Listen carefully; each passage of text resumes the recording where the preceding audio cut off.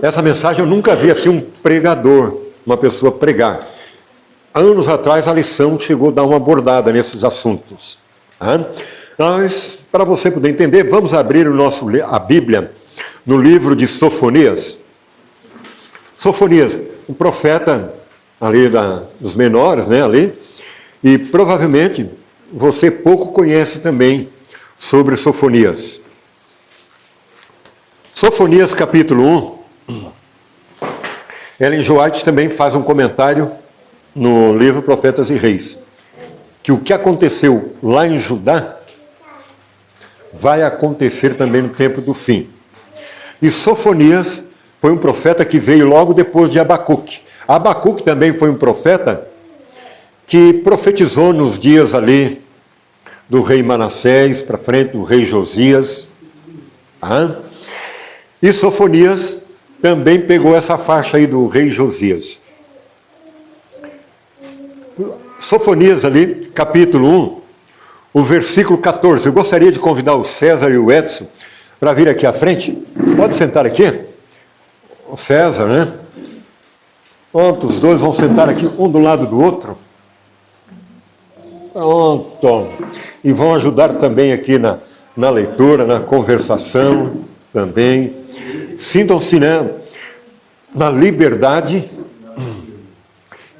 da igreja também poder participar. Tá?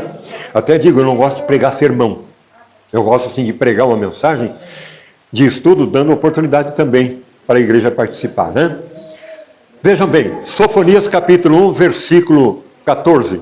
Pode ler, César? Está perto o grande dia do Senhor. Está perto e muito se apresenta, e muita presença. Atenção, o dia do Senhor é amargo, e nele clama até o homem poderoso. Vejam bem, o início do verso diz ali, está perto o grande dia do Senhor. O profeta Sofonias já estava profetizando lá para Judá que o dia do Senhor estava perto. Agora, que dia é esse que o profeta está falando? Aqui está falando sobre a invasão de Nabucodonosor, rei da Babilônia, que viria invadir o Judá. E esse dia o profeta Sofonias profetiza que está se apressando, esse dia. Agora digo para vocês, todo mundo aqui tem conhecimento. Quando Nabucodonosor invadiu Judá, ele não fez um grande arraso lá, uma grande destruição, que destruiu o templo que era construído por enormes pedras, o templo criado ali por Salomão? Jerusalém ficou toda devastada. Judá ficou alguns pobres que foi deixado ali ainda para fazer uso ali dos frutos, mas teve aqueles uns que foram levados para cativeiro. Agora, o profeta diz ali, nesse versículo 4, diz ali, está perto o grande dia do Senhor, está muito perto, e se apressa. Aí diz ali a palavra, atenção. Essa palavra atenção para vocês, o que quer dizer? Podem participar, a igreja. Por que o profeta colocou essa parte ali, atenção? Cuidado. Como? Ter cuidado. Está perto? Certo. Ter cuidado. Ficar alerta. Aqui, como é que é? Ficar alerta. Alerta, vamos usar essa palavra aqui, alerta. Tá? Foi uma forma do profeta Sofonias usar essa expressão para despertar o povo de Judá. E digo para vocês, estou lembrado que eu citei aqui na oração que eu pedi a Deus que Ele usasse o Espírito Santo, que o Espírito Santo me usasse aqui, que o Edson também pediu na oração. Eu vim orando pedindo a Deus. Por quê? Na época Judá precisava um despertamento. A igreja de hoje, ela precisa se despertar ou não? Sim. Podem fazer alguma colocação. Precisa se despertar. E digo para vocês, eu fiz pedido a Deus para despertar você que está aqui nessa manhã. Glória a Deus. Para que você seja despertado. Por quê?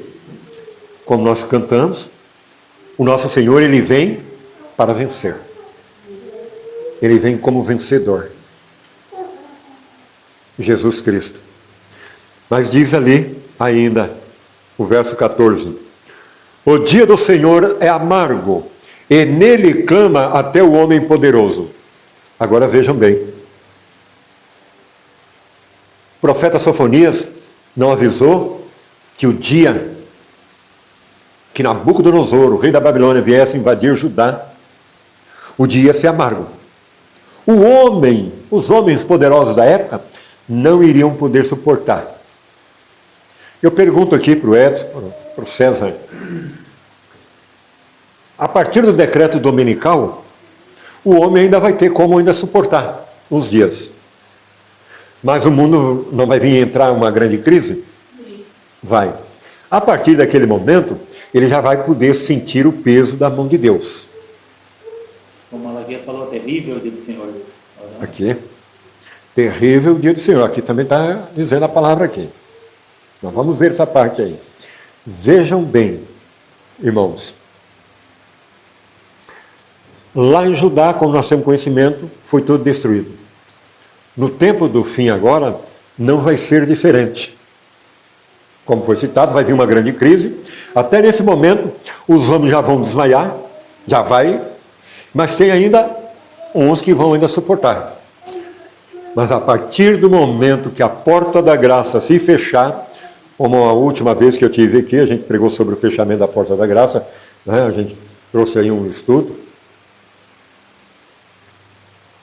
A Bíblia diz, Ellen G. White confirma, que Deus vai deixar, de uma forma, entregar o mundo nas mãos de Satanás. E ele vai causar horrores no planeta, a terça parte de cada coisa, da natureza, do mar, das águas dos rios, né? Do sistema aqui solar, aqui, da claridade, tudo a terça parte vai ser danificado. E como diz, nesse período do fechamento da porta da graça, na sexta trombeta ao soar, vai haver uma grande guerra. Mas quem é que vai estar envolvido nessa grande guerra? Apocalipse 9 ali fala, explica. Quem vai estar envolvido nessa grande guerra são os pecadores. Entre eles, estão vendo, irmãos? Entre eles vão se brigar. Por quê? Porque eles gostam de estar no poder, como hoje ocorre também. Mas, após o fechamento da porta da graça, o Espírito Santo não mais vai atuar no povo pecador. Então, entre eles, na sexta voz da trombeta, entre eles vão se definhar. E vai haver um exército ali de 200 milhões de habitantes. Está lá no Apocalipse capítulo 9, o verso 12, 13, 14, ali está tocando para frente. Nós vamos ver ali ainda agora o verso 15. É possível ler? O verso 15? Diz assim: aquele dia é dia de indignação, dia de angústia, e dia de alvoroço e desolação, dia de escuridade e negrume, dias de nuvens densas e trevas. Então vejam bem, irmãos. O verso inicia que aquele dia vai ser o dia de indignação. Agora pergunto para a igreja, quem é que está indignado aqui? Aqui o verso está dizendo. Deus. A invasão de Nabucodonosor lá sobre Judá, em destruir o templo, a indignação de Deus não estava se cumprindo? Que os profetas já haviam profetizado? Aqui nós estamos falando sobre Sofonias. Mas o que Jeremias alertou o povo, os reis da época de Josias para frente ali? Para ver. E olha que o profeta Jeremias sofreu na mão dessas lideranças. E o verso diz ali que vai ser um dia de negridão, trevas. Você tem mente para entender como vai ser depois do fechamento da porta da graça? Sem a atuação do Espírito Santo, na vida do homem pecador? Quando diz que o Espírito Santo vai se retirar do povo pecador. Mas o povo de Deus vai continuar. O Espírito vai continuar agindo. Por quê? Está profetizado que o imundo vai continuar na prática da imundícia. Agora o santo vai continuar o quê? A santificar-se. Se ele vai continuar a santificar-se, tem alguém que está dirigindo eles. Não é isso? Deus nunca abandona o povo dele. Deus vai abandonar no fechamento da porta da graça? Não, vai ter a grande angústia. Mas Deus nunca os deixa só. E esse é um prazer que nós temos. Eu sempre expresso essas palavras a Deus. Olha, está escrito que tu não vai me deixar, que tu não vai me desamparar, que tu não vai me abandonar. E aonde quer que eu estiver, está escrito, tu estarás comigo. E onde é que eu estou hoje? A igreja pode responder? Onde é que eu estou? No bairro Maracanã, aqui em Sombrio, no grupo MEP. E quem é que está comigo? Está escrito. Agora, você também não deve expressar essa mesma palavra? Deve, né? Mas veja agora o verso 17. O 16, né? Podem ler? Dia de trombeta e de rebate contra as cidades fortes e contra as torres altas. Justo. Então vejam bem, esses dias que antecedem a volta de Jesus, que a indignação de Deus vai ser derramada sobre a terra, antes de chegar isso, diz ali no verso 16 que a trombeta deve ser tocada como rebate. O que quer dizer tocar como rebate? Não é um alerta para o povo? Não é para o povo se despertar? Como foi citado aqui? Agora, essa trombeta, irmãos, ela tem que ser tocada começando aqui por dentro, da igreja adventista. E essa trombeta não está soando nesse momento? Está soando. Se ela está soando, eu tenho pedido a Deus dele iluminar o seu coração, o Edson, César, Tereza, outros que estão aí na liderança aqui do grupo. Por quê? Esse dia se aproxima, irmãos. O dia está tão próximo que a gente não tem como marcar data, porque a própria Bíblia ela diz que não devemos marcar data. Mas agora, Ellen G. White fala, e doutores, homens que estão em altas posições do mundo, seja servo, seja serva, homens e mulheres simples, tem pessoas que estão percebendo que o tempo que nós estamos vivendo está no fim. Eu vinha citando no carro, o Júnior e a esposa, que durante a semana eu distribuí em torno de 400 folhetos sobre o decreto dominical na cidade de Tubarão. Pego a minha bicicletinha, de bicicleta, da minha casa até o centro de Tubarão, dá 8 quilômetros. E eu faço esse trabalho 2 vezes por semana. Amém. Agora, vocês acham que é eu que estou rindo assim? Não. Até a minha bicicleta, uma que eu tinha antes, tinham roubado lá de Tubarão, que eu estava no calçadão distribuindo, né? Daqui a pouco, quando eu olho, cadê a minha bicicleta? Levaram. Estava com uma pastinha, com a Bíblia e tudo mais dentro, levaram ela. Aí, custei alcançar, mas Deus me deu uma de presente que era mais forte ainda. E olha que eu ando de bicicleta, ganhei de presente.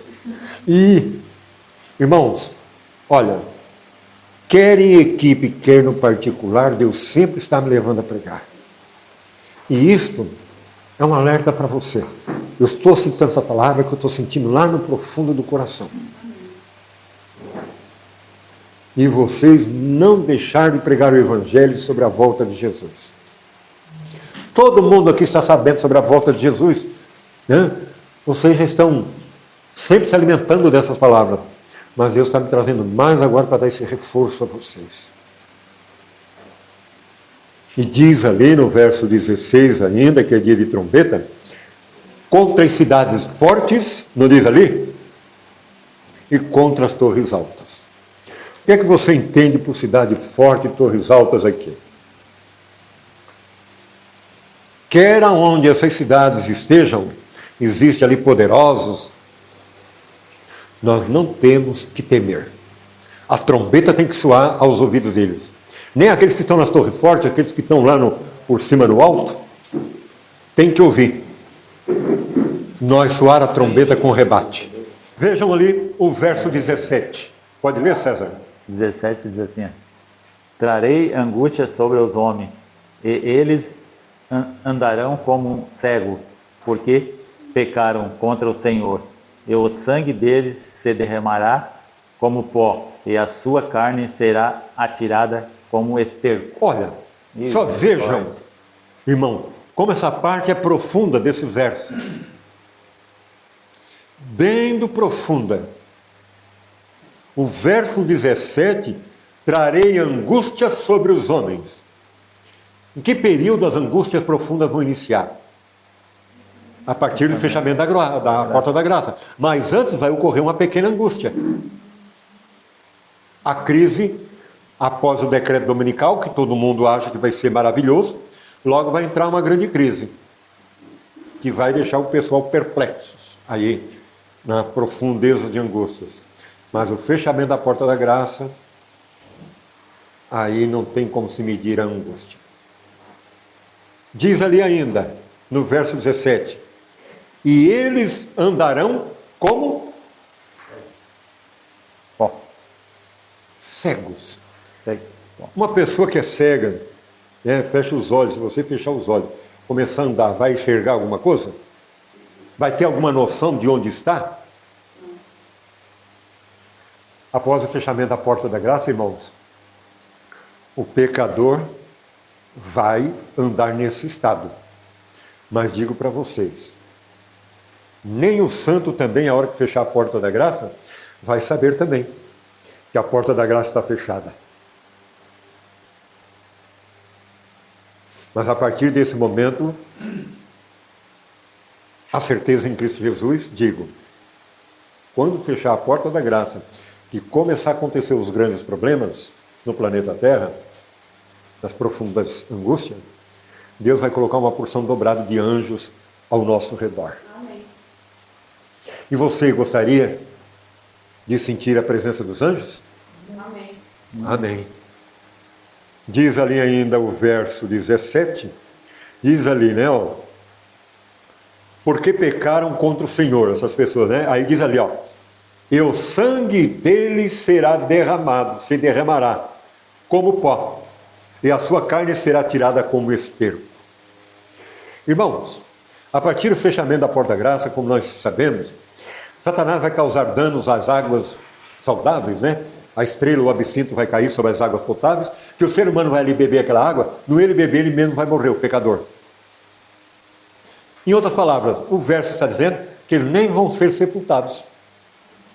Como esterco. Vão se desmanchar ali, vão cheirar mal, a carne vai apodrecer.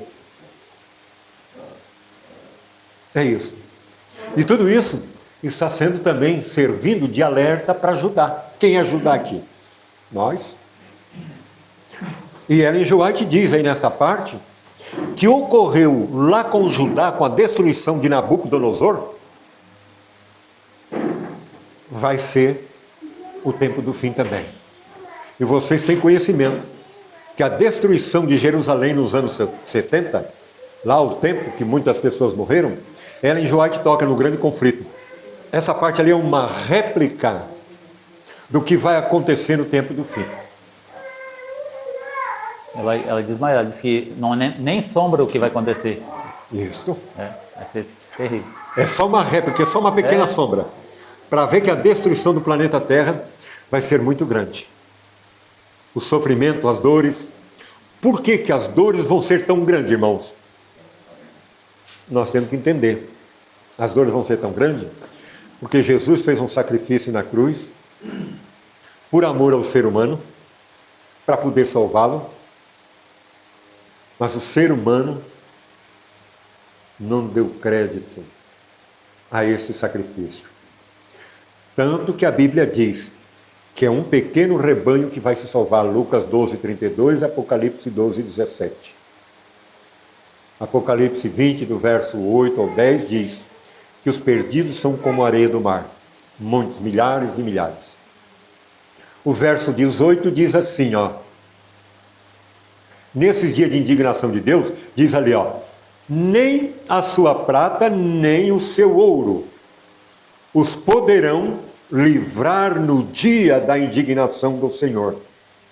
Mas pelo fogo do seu zelo, a terra será consumida, porque certamente fará destruição, o quê?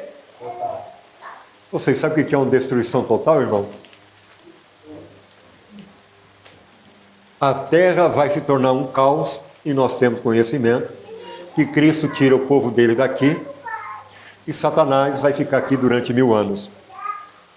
Com tudo derribado, sem alma vivente, sem luz solar, sem árvore alguma, nenhum tipo de vida, quer animal, quer vegetal, vai estar na terra durante esses 1000 anos. Então, esse dia, os grandes, os poderosos, já a partir até do fechamento da porta-graça, o ouro e a prata, as riquezas deles, vão poder socorrer eles? Como tem pessoas aí, seres humanos, com milhões e milhões, essa riqueza vai ter como dar segurança para eles? Não, né? Não. E diz ali que a terra vai ser consumida, porque certamente fará destruição total e repentina de todos os moradores da terra.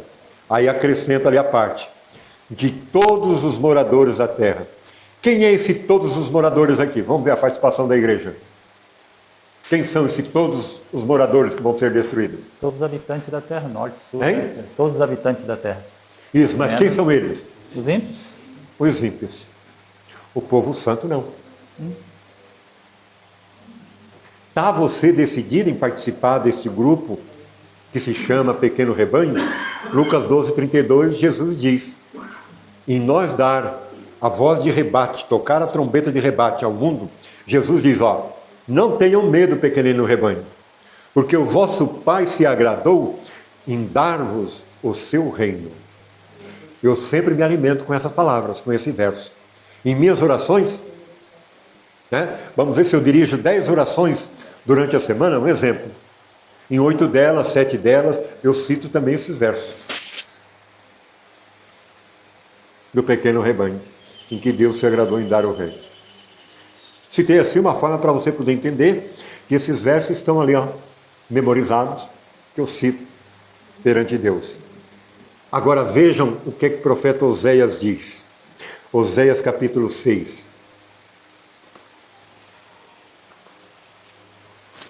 Nós já estamos encaminhando para a reta final. 6. Capítulo 6, o verso 3. Só olhem bem. Oséias fica um pouquinho antes ali de Sofonias, ali umas páginas antes.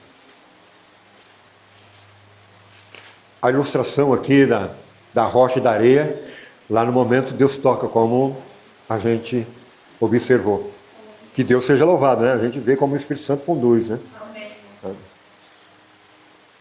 Pode ler, César? Conhecemos e prossigamos em conhecer ao Senhor, como a alva, e a sua vinda é certa. E ele descerá sobre nós como chuva serôdia, que rega a terra. Uma outra vez eu já estive explicando esse verso aqui, e Deus deu uma insistida para mim tocar para vocês de novo. Diz ali o início do verso: conheçamos e prossigamos em conhecer ao Senhor.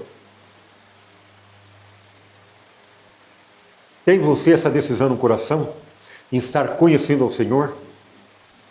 e prosseguir nesse conhecimento, porque ele não fica parado só no conhecer, tem que prosseguir. E o que é prosseguir? É perseverar, buscar conhecimento. Vocês viram que no final da escola sabatina eu pedi licença para vir aqui à frente falar sobre o tabernáculo? Ali, que as pessoas comemoravam a festa do tabernáculo, que era um sábado que deveria ser comemorado, e que esse sábado foi abolido. Mas não sei se alguém tinha esse conhecimento, que essa festa foi abolida porque Jesus se tabernaculou, tomou forma corpórea. Então, esta parte ali foi abolida. Você tinha esse conhecimento? Não tinha.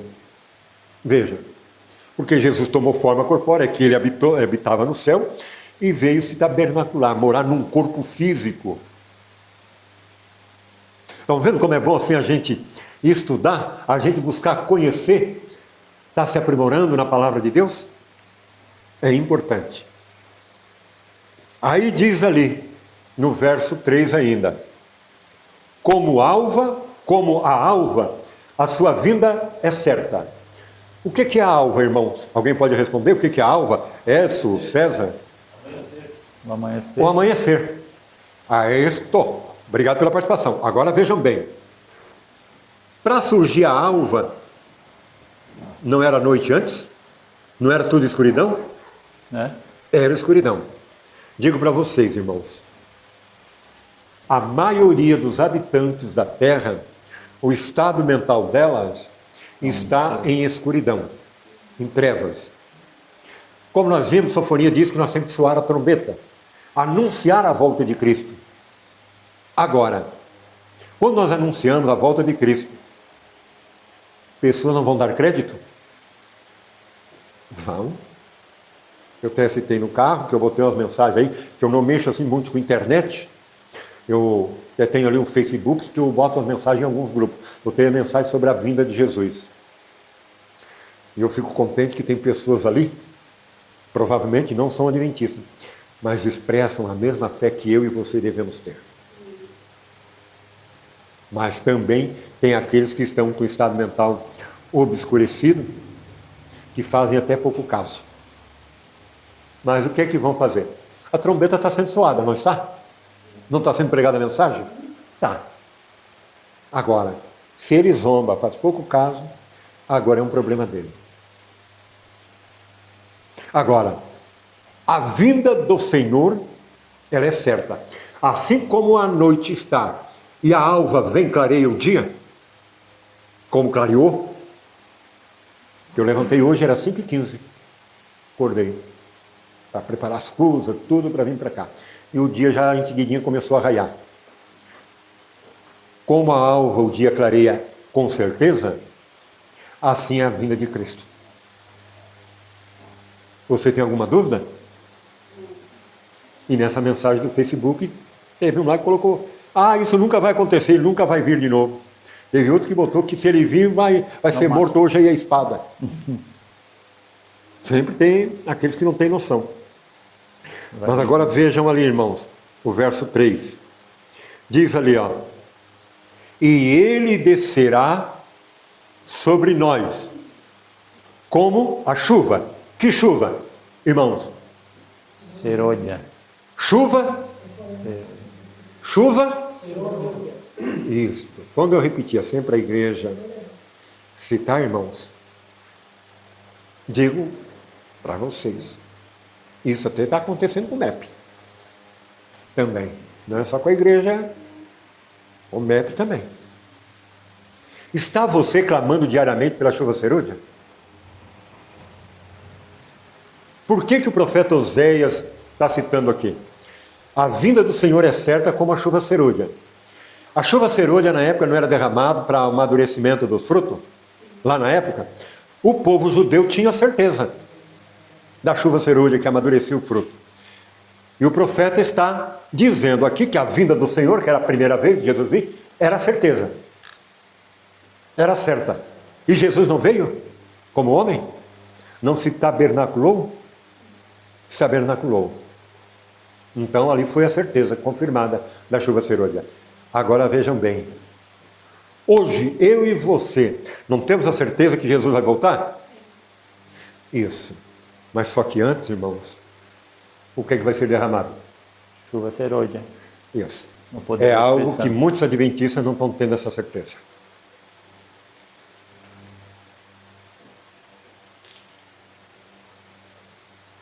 E a Bíblia diz, para vocês estar confiante em Deus. Zacarias capítulo 10. Pode abrir Zacarias antes de Mateus ali, né? Ó, diz ali que nós devemos pedir chuvas. Em que tempo? No tempo da chuva serôdia. Como eu citei aquele momento, perguntando, está você orando pela chuva serôdia? Agora, eu tenho essa dúvida. Eu quero que vocês me tirem. Nós estamos no tempo da chuva serôdia ou não? Estamos. Tem você orado nesse tempo? Tem clamado? A alma tem gemido? Agora, pergunto para vocês. Até quando nós devemos clamar pela chuva serôdia? A Bíblia dá a resposta. Vocês querem conhecer essa resposta?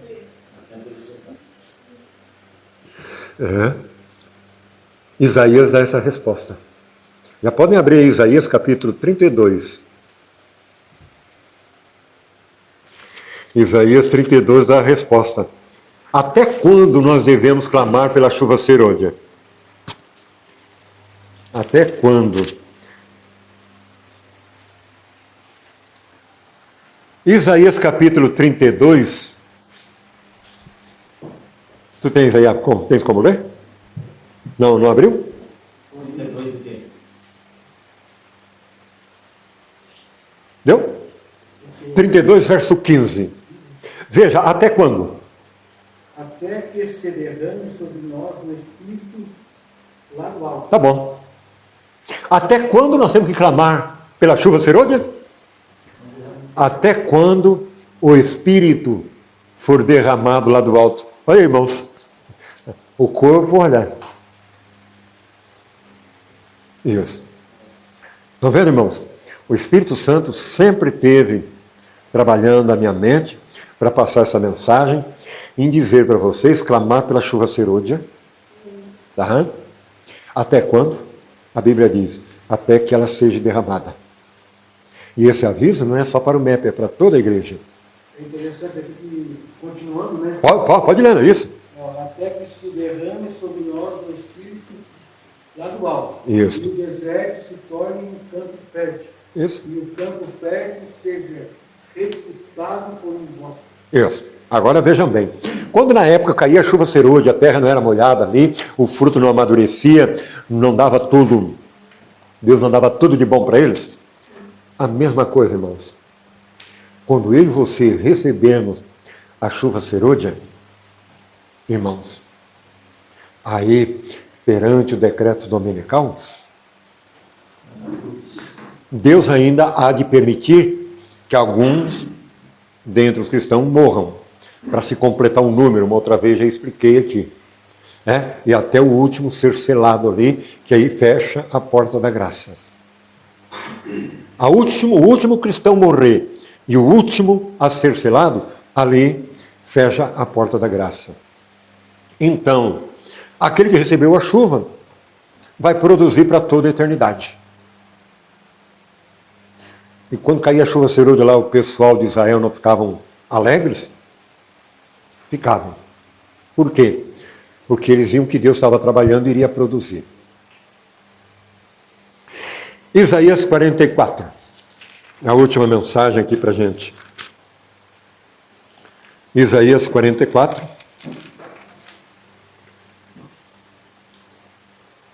O versículo 3 diz assim, porque derramarei água sobre vós, sobre o sedento, e torrentes sobre a terra seca. Derramarei o quê? O meu espírito sobre a tua posteridade e a minha bênção sobre os teus descendentes. Então vejam bem. como pais, nós temos que clamar por essa chuva do Espírito Santo. Agora, não só eu vou ser beneficiado. A minha descendência, outros que não têm noção, como eu tenho orado, intercedido pela família, eu creio que eles também vão ser abençoados. Testemunho para vocês. Podem falar. Quando a gente ora, né, para que se derrame a serolha, no caso, não é só, no seu óleo, por exemplo, né, não é só sobre o milho, talvez, vai cair sobre, ele cai, A chuva serôdia, irmão, ela começa a ser derramada dentro da igreja adventista, ali os fiéis, à medida que eu e você, digo assim para vocês, assim que a gente sempre entende como ocorreu lá na antiguidade.